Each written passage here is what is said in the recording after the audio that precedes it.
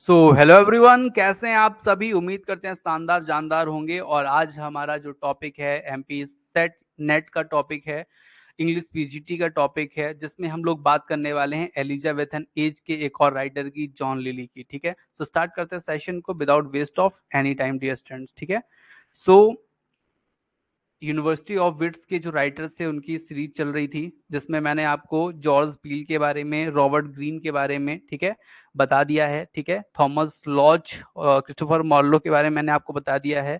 आज अपन लोग पढ़ेंगे जॉन लिली को और थॉमस किट को। ठीक है, सो स्टार्ट करते हैं सेशन को। और यूनिवर्सिटी ऑफ विट्स मैंने आपको बता ही दिया था, कैम्ब्रिज और ऑक्सफोर्ड यूनिवर्सिटी में पढ़े हुए जो लास्ट 15 सेंचुरी के, 16 सेंचुरी के जो राइटर थे ना, उनको कहा जाता है यूनिवर्सिटी ऑफ विट्स। ठीक है, सो आज हम लोग बात करते हैं जॉन लिली की। ठीक है, जॉन लिली एक इंपॉर्टेंट राइटर हैं, ठीक है, जिनके बारे में आपने पढ़ा भी होगा, जानते भी होंगे, जानकारी भी होगी आप लोगों को। फिर भी मैं आप लोग को आज पढ़ा रहा हूँ। ठीक है, तो ध्यान से इनके इंपॉर्टेंट पॉइंट्स आप लोग के एग्जाम में पूछे जाएंगे। ठीक है, सबसे पहले मैं आपको बताऊं, he was an English writer poet. मतलब बेसिकली तो ये जो है ना, ये न पोएट हैं, ठीक है, ये मेन है क्या भैया, ड्रामाटिस्ट हैं, प्ले राइटर हैं, ठीक है, जिनके लिए इनको जाना जाता है। ठीक है, और इनकी एक राइटिंग है जिसको इफ्यूज कहते हैं। ठीक है, यूफिस, यूफिस जो जिसके लिए ये बहुत ज़्यादा फेमस हुए थे। If is the anatomy of bit, ठीक है, के नाम से इनकी बुक है, जिसके लिए ये फेमस हुए थे। इसलिए ये जो बुक है, इसके बारे में आपको पता होना चाहिए। ठीक है, इफिस ये 1578 पे पब्लिश हुई थी। ठीक है, ये ध्यान रखिएगा, Euphues and his England, sequel of Euphues 1518 और 1580 पे। ठीक है, तो मतलब इसका एक और सिक्वल आया था जिसको 1580 पे आया था। ठीक है, तो ये चीज आपको ध्यान रखना है। जॉन लिली के बारे में सबसे इंपॉर्टेंट चीज यही है। ठीक है, he was born in Kent England. ठीक है, तो इनका जो जन्म हुआ था भैया कैंट इंग्लैंड में हुआ था। ठीक है, जो आप लोग को जानना चाहिए। ठीक है, his father was the registrar for the archbishop Matthew Parker. ठीक है, तो इनके जो पिताजी थे वो रजिस्ट्रार थे। रजिस्ट्रार मतलब क्या होता है मैं आपको बता देता हूँ। रजिस्ट्रार मतलब होता है जहाँ पे रजिस्ट्री वगैरह होती है ना, जो जमीन लेना देना होता है उसमें जो रजिस्ट्री होती है उसी को बोलते हैं। ठीक है, तो ये चीज़ आप लोग को पता होनी चाहिए। ठीक है, और he was a student at Magdalen college Oxford where he earn his bachelor degree. तो इनकी बैचलर डिग्री ऑक्सफोर्ड यूनिवर्सिटी की है, इसीलिए इनको क्या कहा जाता है भैया, इसीलिए इनको कहा जाता है यूनिवर्सिटी ऑफ विट। ठीक है, तो ये ध्यान रखिएगा। He started writing comedies after 1580। ठीक है, इन्होंने कॉमेडी लिखना कब चालू किया भैया, 1980 से लिखना चालू किया। ठीक है, तो ये चीज़ इंपॉर्टेंट है, उतनी इंपॉर्टेंट नहीं जितना कि पहला वाला पॉइंट था। ठीक है, ये पॉइंट जरूर इंपॉर्टेंट है।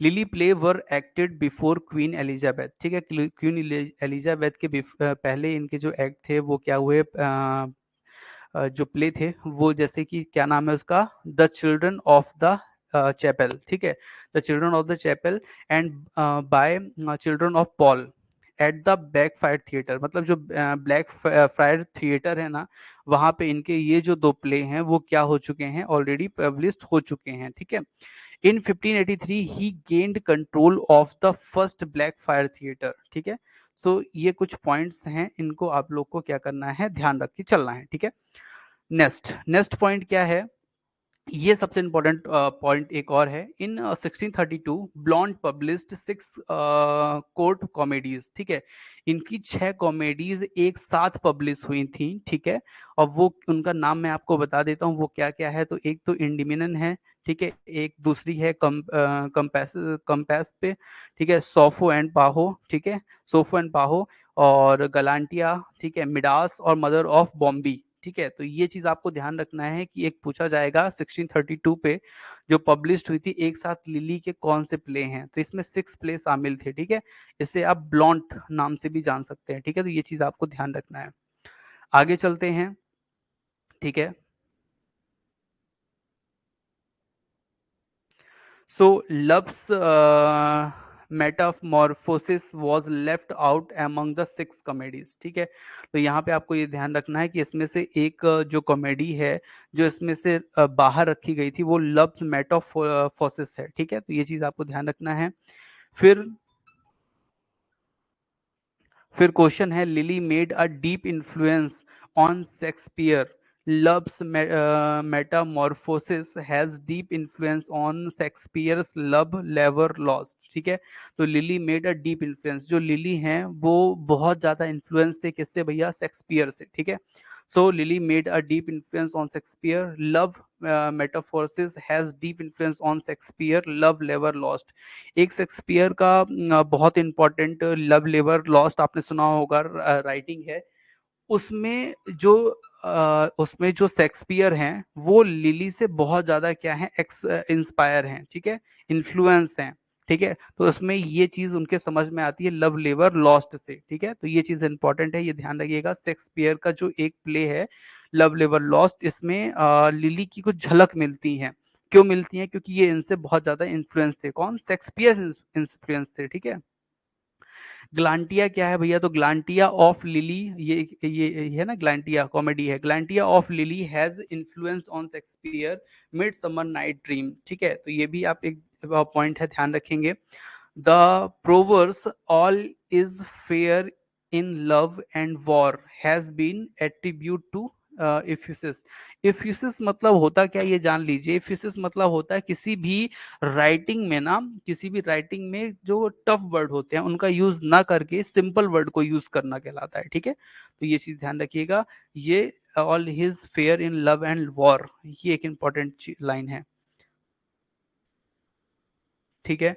वेन जॉनसन ने, हाँ यहाँ पे देखिए, when Jonson named Lyly among these foremost rival who were outshone and outsung by Shakespeare, ठीक है।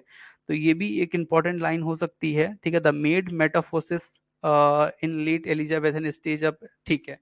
इनके वर्क पे हम बात करते हैं। मेजर वर्क इनका क्या है? Major work of Lyly. तो मेजर वर्क में सबसे पहले ये जो मैंने आपको बताया था, जिसके लिए जाने जाते हैं, सबसे पहले इफिसिस द एनाटॉमी ऑफ बिट्स, ठीक है, 1578 में आया था, ठीक है।